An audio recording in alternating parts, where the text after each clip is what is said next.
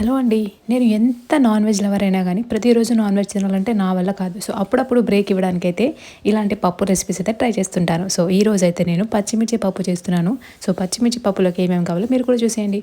First ఒక cooker తీసుకొని దాంట్లో బ్యాల్ వేసి, ఎక్కువ పచ్చిమిర్చి వేసి, ఒక్క టొమాటో వేసుకొని, కొంచెం వాటర్ వేసి, ఉప్పు, కారం వేసుకొని 3 విజిల్స్ వచ్చే వరకు ఉడికించుకోండి. సో, ప్యారలల్‌గా అయితే నేను ఇక్కడ తాలింపు కోసం ఉల్లిపాయ కట్ చేస్తున్నాను. సో, 3 విజిల్స్ వచ్చేసిన తర్వాత దింపేయండి.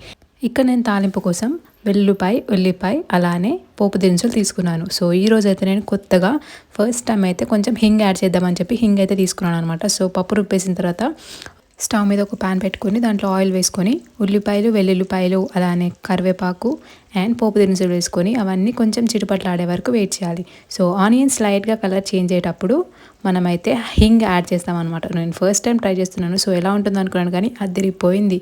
సో, ఆల్రెడీ రుబ్బు పెట్టుకున్న పప్పులోకి తాలింపు వేసేసుకుంటే ఎంతో కమ్మనైన పప్పు